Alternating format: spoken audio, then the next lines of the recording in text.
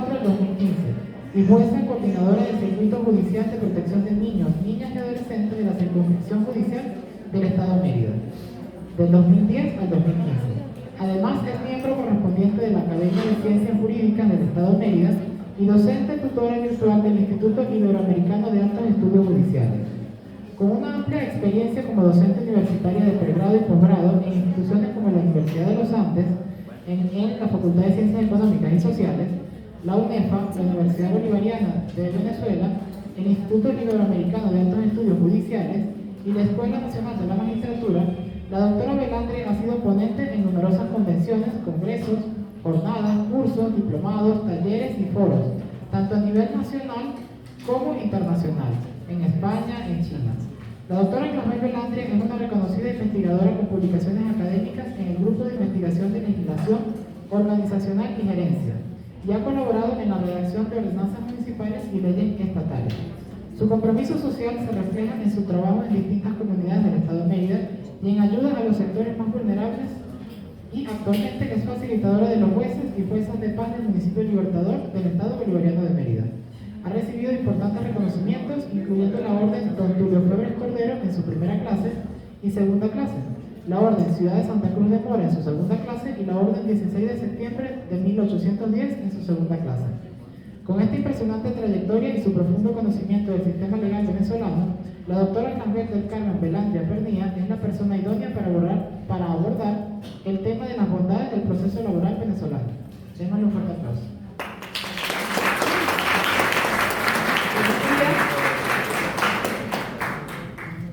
Buenos días. Buenos días.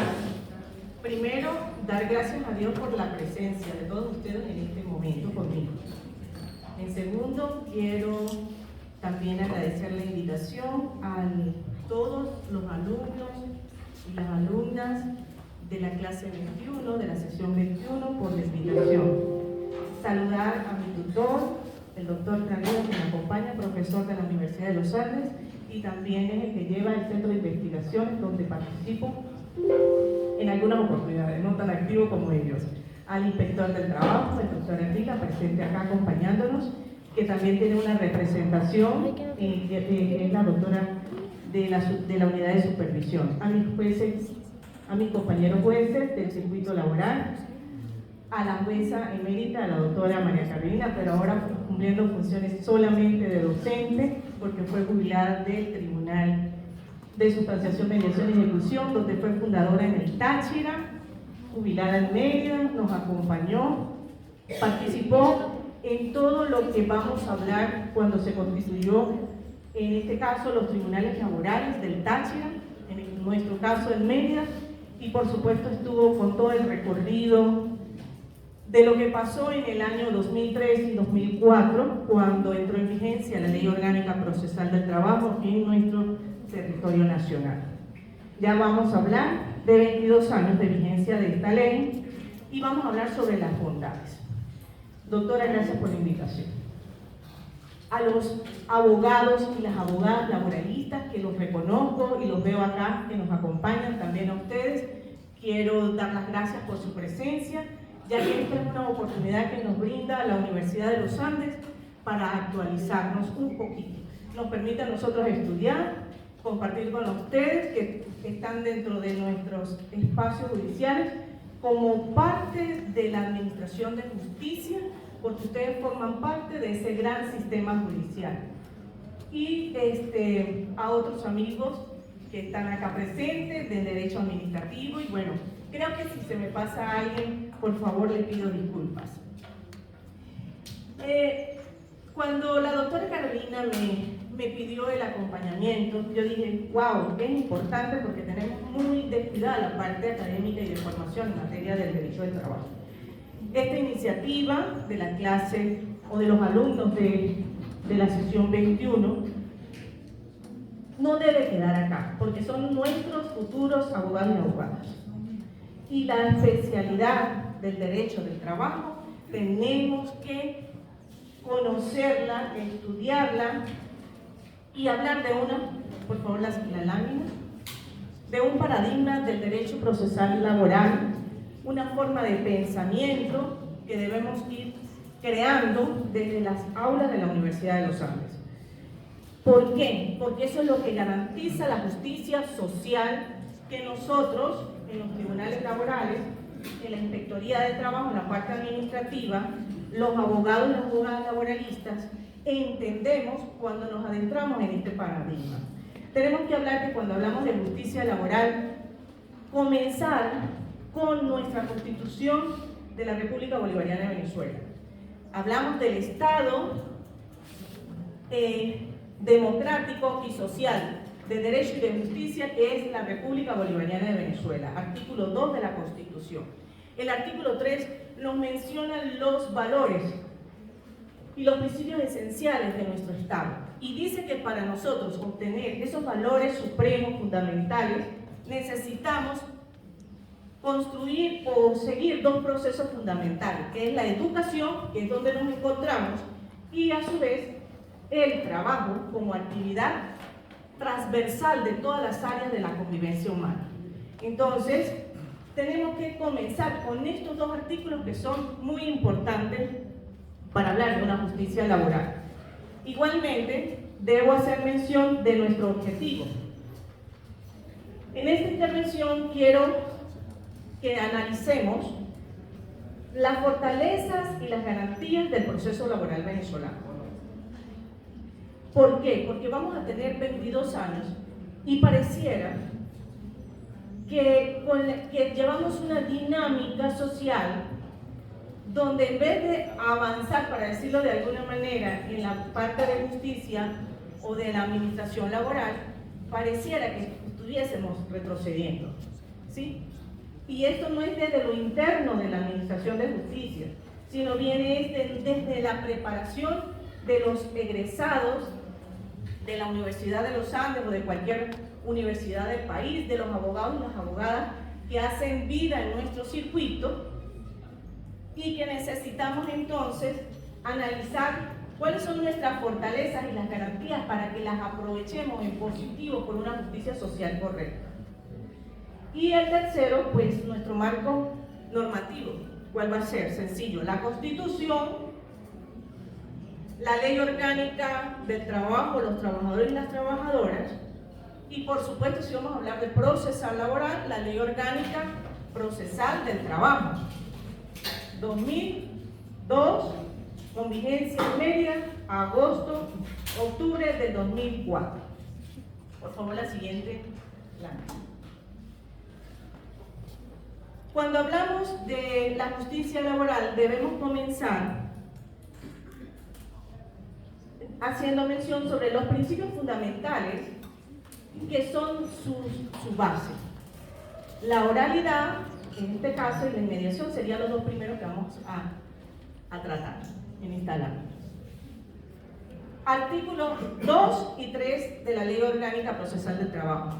Lo estoy mencionando por los estudiantes de Derecho para que se vayan familiarizando con la Ley Procesal Laboral.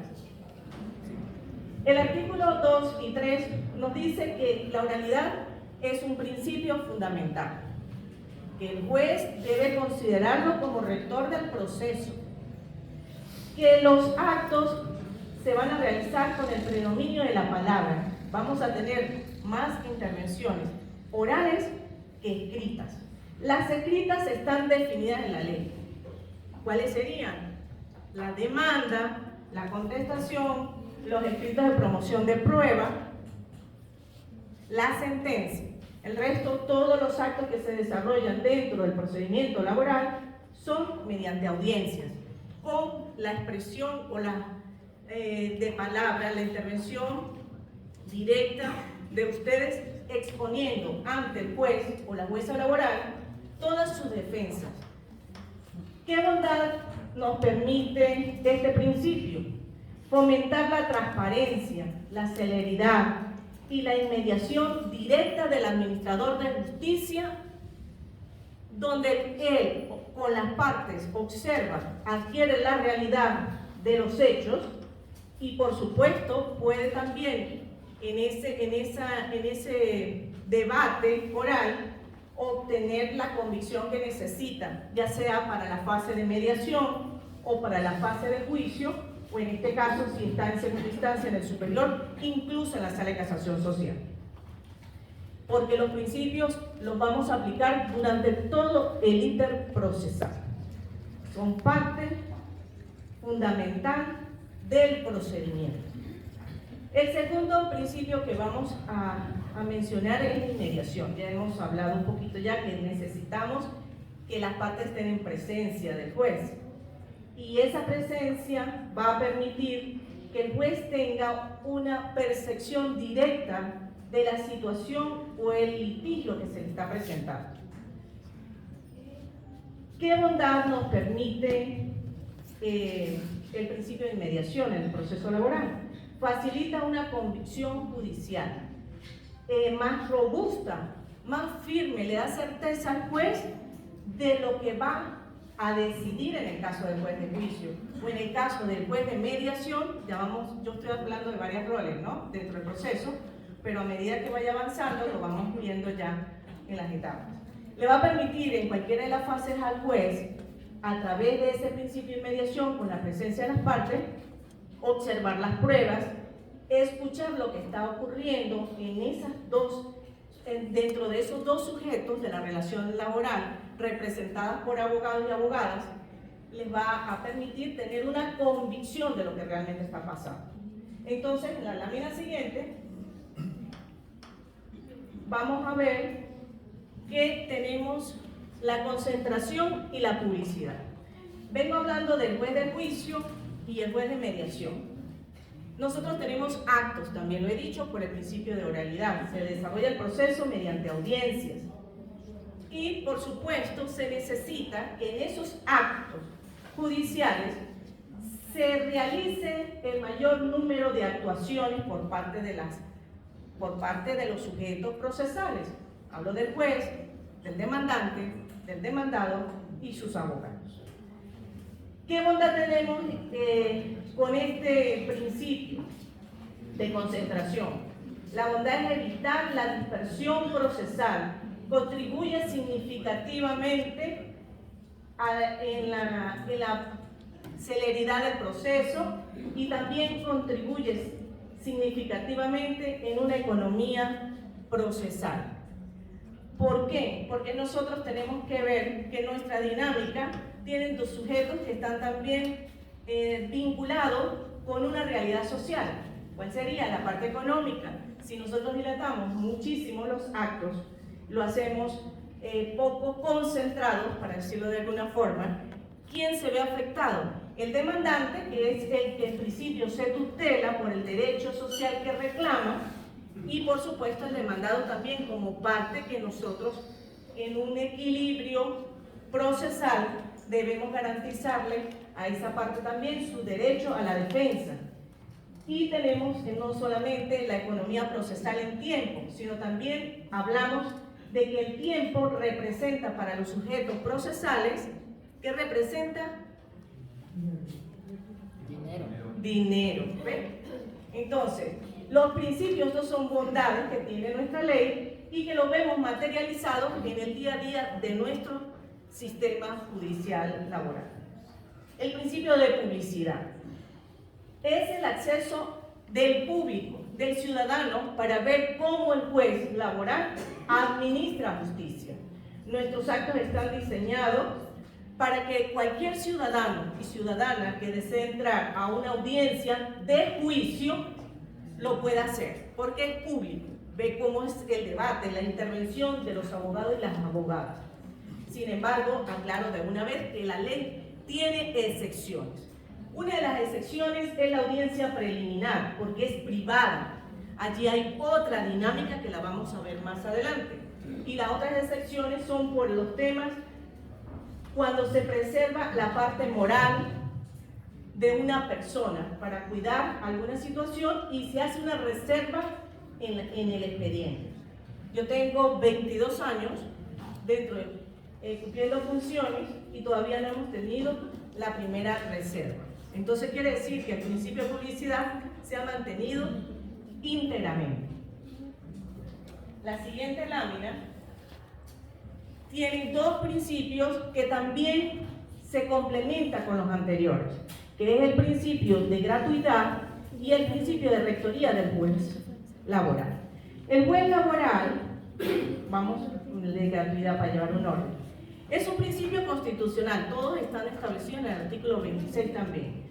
Tenemos el 254 de la Constitución, donde habla sobre algunas prohibiciones que tiene el Tribunal Supremo de Justicia, y en la parte final de esa norma constitucional se establece que el Tribunal Supremo de Justicia o los órganos que lo integramos no podemos establecer ningún tipo de arancel o tasa por las funciones que cumplimos.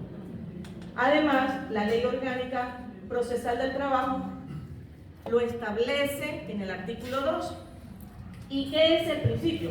Que se accede a la administración de justicia laboral sin costos, sin tasas, sin aranceles, ni obligación de usar papel sellado. Ya creo que quedó en desuso, los nuevos estudiantes de Derecho no saben qué es el papel sellado, ¿okay? Pero antes era todo en papel sellado, a máquina, ¿no? Ahora tenemos inteligencia artificial y demás que nos hace el trabajo. ¿Y cuál es la bondad que tiene este principio? Elimina las barreras económicas. Nosotros trabajamos con los trabajadores y las trabajadoras que se entienden que son en débil económico en las relaciones laborales. Entonces, no puede ningún trabajador decir que no puede acceder a la administración de justicia laboral porque no tiene los recursos para pagar una tasa, un arancel o llevar X cantidad de papel sellado. Asegurando que el trabajador pueda reclamar sus derechos independientemente de su condición financiera, e incluso si no quiere hacer uso de la defensa privada de abogados y abogadas, tiene la defensa pública que es gratuita para ellos, diseñada dentro del sistema de administración de justicia o dentro del sistema judicial, para que con ellos se hagan el acompañamiento en un caso laboral. También antes de la creación de las defensorías públicas laborales está la Procuraduría de Trabajadores y Trabajadoras del Ministerio de Trabajo, que también les da la asesoría de manera gratuita. Es decir, que el sistema, acatando este principio, pues también ayuda con esta defensa gratuita. El principio de rectoría del juez es un principio chocante, sí, sobre todo para, el doctor me dice que no, pero ya lo va a ver, porque nosotros, en comparación con los jueces civiles, que son más formales en algunos aspectos, nosotros tenemos unas amplias atribuciones para materializar esta justicia social. Debemos inquirir la verdad por todos los medios a nuestro alcance. Debemos ser proactivos para lograr una justicia material. Debemos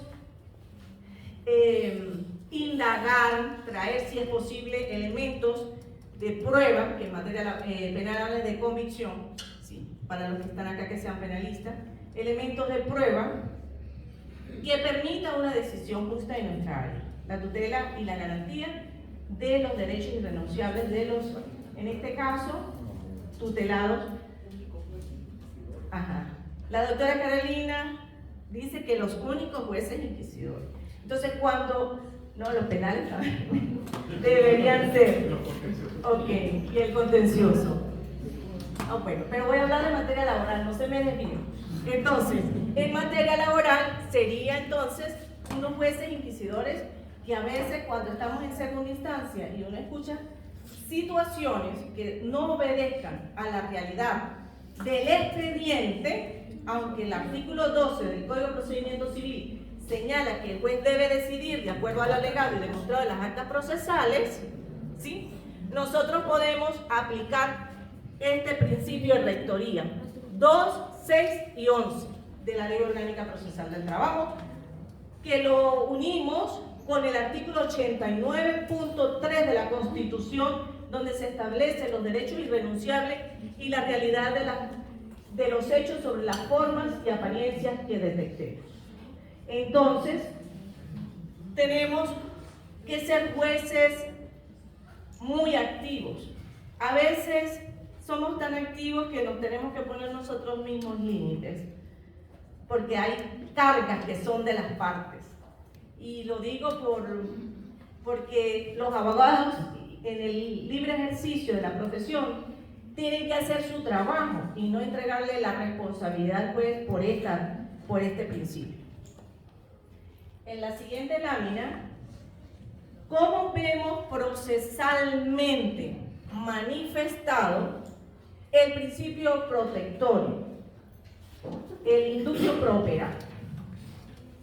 Porque este es un principio que dentro del proceso laboral debemos entenderlo, tanto en la parte administrativa como en las funciones que cumple la doctora o nosotros como administradores de justicia.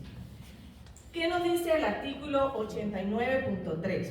Que cuando haya dudas sobre la aplicación de una norma, sobre la interpretación de una norma, debemos nosotros inclinar la decisión, para decirlo de alguna manera, hacia el que se protege o se tutela, que en este caso sería el débil de la relación laboral, que es el trabajador y trabajador.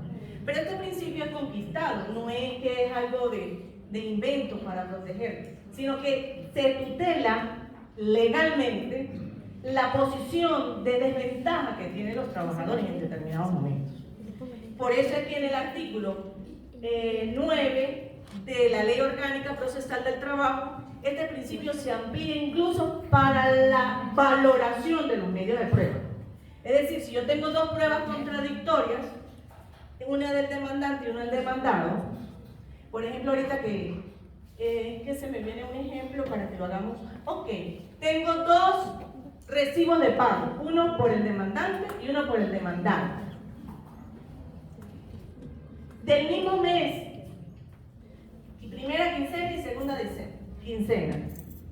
Uno está en manuscrito y firmado, y el otro es una copia en computadora, pero tienen también diferentes cantidades. ¿Sí? Nosotros necesitamos que los medios de prueba, de acuerdo con el artículo 69 de la Ley Orgánica Procesal del Trabajo, nos dé certeza, nos dé esa certeza que necesitamos para decidir. Si no tenemos esa certeza, ¿qué nos indica? El principio, ahí lo vamos a ver manifestado, aplicando el 9 con el 10 de la Ley Orgánica Procesal del Trabajo, donde nosotros entonces vamos a hacer un análisis, para decirlo de alguna manera, de lo que tenemos en las actas procesales, pero sobre todo por el principio de oralidad y por la inmediación, porque grabamos audiencias, las audiencias nuestras son grabadas, podemos entonces obtener más elementos que nosotros llamamos indicios o presunciones que nos permita resolver cuál de los dos es que yo voy a considerar. Porque los abogados, por ejemplo, pudo haber abordado en el contradictorio en la fase de juicio que la copia, que traiga el original, y no lo hizo. Y el otro no desconoció el contenido y firma, sino quedaron en silencio, dejándole toda la defensa y el análisis al juez. Entonces, allí nosotros pudiésemos aplicar, en este caso, ese principio, que también va manifestando el principio de la rectoría de los hechos sobre las formas y apariencias, que la bondad de este principio es que se busca la verdad material de la relación laboral, qué ocurrió realmente, porque tenemos muchas conductas que no obedecen a la realidad. Estamos hablando de la forma que le damos, pero no obedece a la verdad material de lo que acontece dentro de esa relación. Va más allá de lo que conste en documentos y en acuerdos que puedan ser simulados, y es fundamental para la protección de algo que está muy ahorita en los estrados judiciales, que es el fraude procesal. La realidad de los hechos sobre la forma y las apariencias también nos permite, cuando hay denuncia de fraude procesal, fijar posición por si existe o no esa figura dentro del proceso. Pero tenemos que tener también claridad que no podemos todo verlo como un fraude procesal. Hay unas conductas específicas procesalmente que es lo que permite determinar y sancionar eso, que también lo establece el artículo 48 de la Ley Orgánica Procesal del Trabajo. Y por supuesto no olvidarnos de la irrenunciabilidad de los derechos tutelados que se establece tanto en la norma constitucional como en la ley orgánica del trabajo, los trabajadores y las trabajadoras, y en la ley orgánica procesal del trabajo. Por eso toda acción donde se declare que renuncia a un derecho que es irrenunciable, de pleno derecho, es nulo.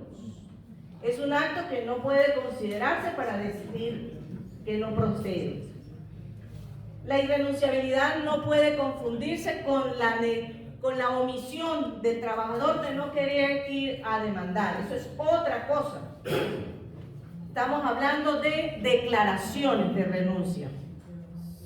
Por eso cuando se habla, que lo decíamos hace pocos momentos, que la doctora hace a veces supervisiones y por ejemplo puede observar en alguna entidad de trabajo que hay lo que llaman el paquetazo, mal llamado paquetazo, o que unen el bono, el cestatique o el bono de alimentación con la cantidad que pagan del salario y lo confunden todo, que digan después es que yo no sabía, o es que el trabajador va a renunciar después de terminar la relación de trabajo. Pasa a ser un derecho irrenunciable. Todo lo que haya percibido quincenalmente, aunque esté el cestatique y el bono en una cantidad única, ¿cómo lo vamos a considerar? Salario. Lo que pagan, lo que llaman el paquetazo, para ver que hay muchas. El paquetazo, el paqueteado. Gracias por la corrección. Después, eso pasa a ser salario.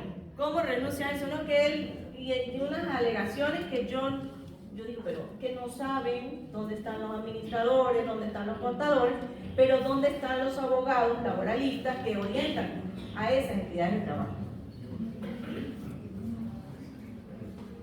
Yo escuchaba a la doctora y yo los invito a que dentro de entre líneas escuchemos una dinámica que yo voy a preguntar y después le digo cómo es la actuación del juez laboral en el proceso. ¿Quién de los que ustedes están acá sabe que hay un trabajador que gana el salario mínimo? 130 bolívares.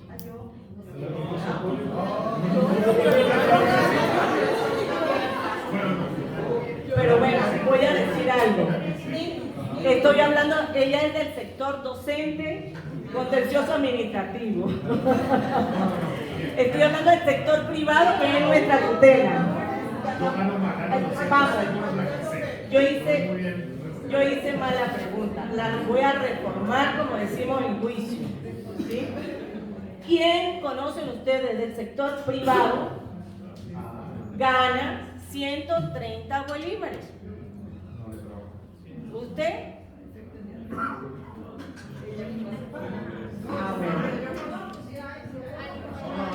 Ajá, pero me imagino que tiene algunas asignaciones.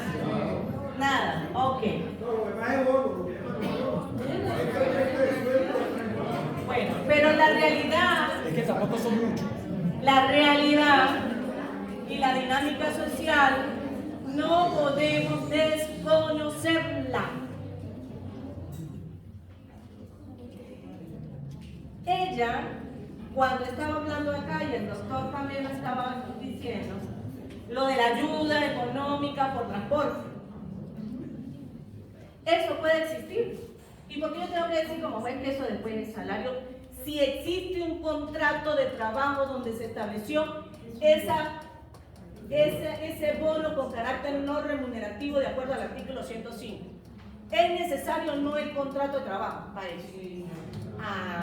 ¿Hay debate en el tribunal? No va a haber debate en tribunales. Entonces, allí es donde viene la debida asesoría, porque pierden de cargar en los impuestos, lo que pagan por salario, lo que pagan por bono, o no conocemos como entidades de trabajo cuál es mi estructura de costos. Nos estamos perdiendo en dibujar cosas inexistentes para después estar en el tribunal pagando cantidades de dinero que pudieron ya haber pagado, pero tienen que volverla a pagar porque no tienen elementos de prueba de los pagos. Y pudiésemos, como ella decía, ser preventivos, llevar todo en orden y poder llevar las cosas correctamente. La empresa debe manejar en esa realidad y en esa irrenunciabilidad de los derechos de los trabajadores qué capacidad de pago y establecer el salario real que puede pagar en prestaciones sociales. Y lo demás para complementar lo que un trabajador dignamente merece por su prestación de servicio, puede hacerlo a través de bono, porque hay esa posibilidad. En el sector público está el bono de la guerra económica, ¿o no? Entonces, en el sector privado no es que lo estoy motivando a que lo hagan, pero que se haga una sinceración, porque eso va a traer paz social, menos costo, menos conflictos laborales y costos, y menos posibilidad de que constituyan el sindicato que está hablando el doctor Juan Carlos. No es que yo sea antisindicato, ¿no? Quiero dejar claro, ¿no? Pero que el sindicato aparece en una empresa porque necesita que le reconozcan a los trabajadores sus derechos. Están matándose con la salud, con un desgaste físico, dejando la vida allí. Eso es lo que tenemos que ver, que es humano. La siguiente, porque yo hablo mucho y me dijo la doctora que no podía hablar mucho. Estructura procesal y sus ventajas. Vamos aquí a hablar rápidamente sobre la fase. El proceso laboral está diseñado en fases, manteniendo los principios que terminamos de ver. La primera fase es una fase de sustanciación, mediación y ejecución a cargo de un juez de sustanciación, mediación y ejecución. Y ese juez tiene a cargo dos fases importantes en la primera instancia. La de sustanciar, que es recibir la demanda, y una vez que notifica y al 10º día se llama a la audiencia preliminar, la de mediar. Ese juez es un tercero que debe ser imparcial, que ayuda a las partes a encontrar una solución en el conflicto judicial que se está planteando. Esto es la aplicación de los medios alternativos de resolución de conflictos, 257, el fin del proceso, y el 258, donde están los medios alternativos de resolución de conflictos como parte de la administración de justicia. Y el fin de la audiencia de mediación es justamente la mediación. ¿Qué bondad tiene? Fomenta la autocomposición procesal, permite que la situación sea resuelta por las partes, con un ganar y ganar, porque son ellos los que conocen su realidad, son ellos los que conocen la economía de la empresa. Esto, se hablaba de un proceso social. El ejemplo que dio la doctora sobre el anaquel donde yo llevo y tomo la leche, tiene detrás de eso una estructura de producción enorme, donde intervienen muchísimos sujetos. ¿Y qué se requiere acá? Que el último que está allí, que puede ser el del negocio, tenga la posibilidad de que con esa realidad se pueda decidir de lo que entra en esa bodega. No se puede comparar, no quiero hablar porque hay que nombrar empresas o algo así, es complicado acá, pero no es igual comparar una bodega con unos pequeños anaqueles a un movimiento más grande de mercancía. El volumen tiene otro trato dentro de la economía de esa entidad de trabajo. Entonces, ¿qué va a hacer ese juez? Justamente ayudar que las partes consigan ese punto medio, porque en ese proceso tenemos que preservar las entidades de trabajo. Imagínense que nosotros empecemos a condenar, no sé, X cantidad de dinero porque el trabajador le pagaban mal y empezamos a cerrar empresas para la ejecución, que lo vamos a ver luego.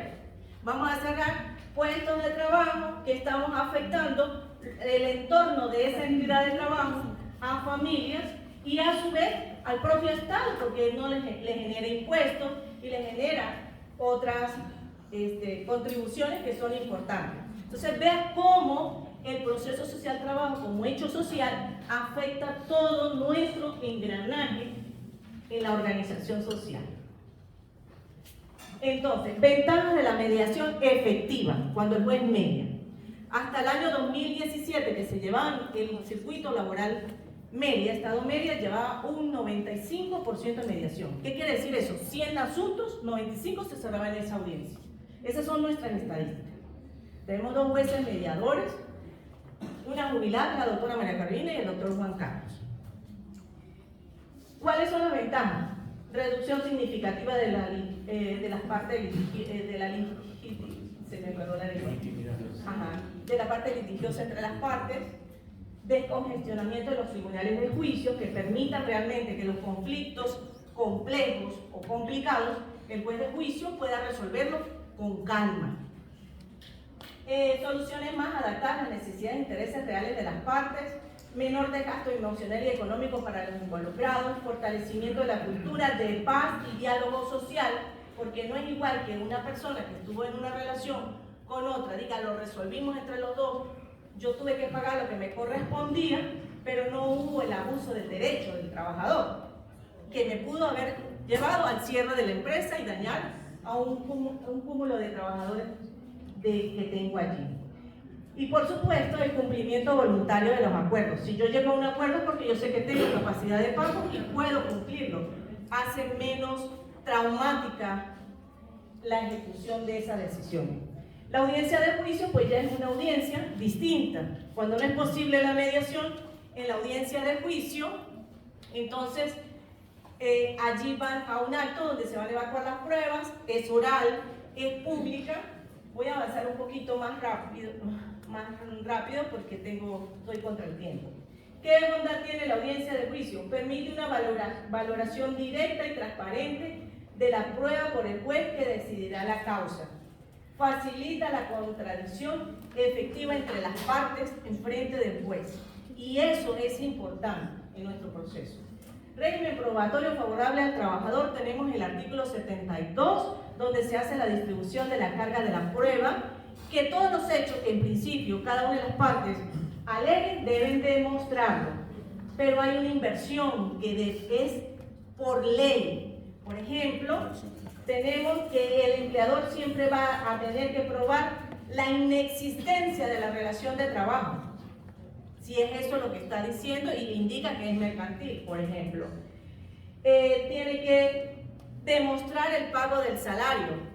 ¿Y qué fue lo que pagó? Por eso entra el tema de los recibos y la transparencia de llevar eso. La bondad compensa la dificultad probatoria del trabajador, que usualmente no tiene acceso a la documentación que maneja el empleador. Por eso es que nosotros tenemos una distribución de carga probatoria desde el orden legal y jurisprudencial distinta a materia civil.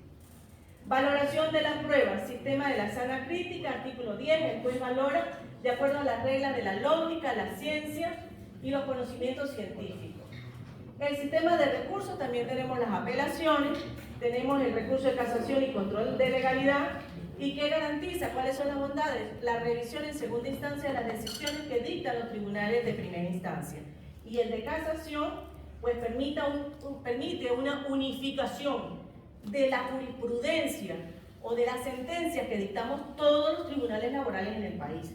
Y que la interpretación sea unificada, no es que un juez tome una decisión, otro juez otra decisión. La ejecución de la sentencia es, en nuestro caso, es una ejecución también que tiene un proceso y en este caso hay una ejecución voluntaria y una ejecución forzosa. La bondad busca asegurar que la sentencia favorable al trabajador se traduzca en una reparación efectiva y no quede como una simple declaración de derecho. Por eso no es solamente obtener la sentencia del juez de juicio confirmada por el superior, incluso en casación, sino necesitamos una parte de ejecución que sea efectiva y rápida, que tutele los derechos del trabajador, que son económicos y que con la dinámica social muchas veces se ven mermados, sobre todo en este momento donde hay mucha fluctuación de la tasa del Banco Central de Venezuela con respecto al valor de la moneda extranjera, si la usan como moneda de riesgo. Bueno, ¿puedo? ¿Terminó? Creo que estoy bien. En síntesis, un proceso garantista, protectorio para el trabajador, principios rectores que humanizan y agilizan la justicia, énfasis en la mediación y en la conciliación que se puede dar en la fase de juicio, incluso en la sala de casación social, en el Tribunal Superior, acceso real y efectivo a una justicia real para el trabajador. ¿Cuáles desafíos? No puedo irme sin hablar de los desafíos porque esto es importante y la doctora me regala 5 minutos de tiempo de ella. Desafíos actuales. Mantener la celeridad frente al volumen de causa en algunas jurisdicciones, porque estamos viendo aumentos nuevamente de las demandas laborales por la realidad de la dolarización y los problemas que se están generando a raíz de esa realidad social, y necesitamos entonces que no perdamos esa celeridad procesal, que el juez nuestro, como un verdadero rector, le dé el impulso, porque estamos hablando del alimento, el vestido, la educación de nuestros trabajadores. Optimizar los tiempos y la efectividad de la fase de ejecución, hacerla más rápida, pero de allí depende también el abogado litigante que tiene que ir a pedirlo al juez, porque nosotros no podemos salir a embargar sin el abogado que lo haya solicitado. Adaptación continua a las nuevas formas de trabajo y realidades socioeconómicas, teletrabajo, la telemática, para declarar personas que estén usando las tecnologías, personas que estén testigos en otras regiones del país. Importancia. Hay que continuar con la formación y la especialización de los jueces y demás operadores de justicia, porque tenemos funcionarios nuevos en nuestros circuitos. Hay que continuar con ustedes, los futuros abogados y abogadas, también con los abogados y las abogadas que ejercen diariamente nuestro circuito, porque hay una situación que nos lleva a una continua formación por lo dinámico que es nuestra materia. El uso de la tecnología para la gestión judicial va a ser fundamental, es y va a ser más. Necesitamos ir adecuándonos y entrando en las nuevas eras digitales, en el uso de las tecnologías, en la virtualidad. Necesitamos eso y tenemos que ser amplios en pensamiento por eso, porque eso es lo que nos va a ayudar al desafío de la celeridad frente al volumen de las causas. Y perspectiva, fortalecer y preservar estas bondades como pilar de paz social y de justicia laboral. Conclusión final. El proceso laboral venezolano está estructurado principalmente en la Ley Orgánica Procesal del Trabajo. Constituye un modelo procesal avanzado y garantista. Lo hemos visto en 22 años de que ha estado en vigencia. Diseñado para la tutela judicial efectiva de los derechos de los trabajadores y las trabajadoras. Sus principios y mecanismos procesales reflejan un compromiso de la justicia social, buscando equilibrar la relación capital-trabajo en el foro judicial y promoviendo soluciones pacíficas y eficientes dentro de los ciudadanos.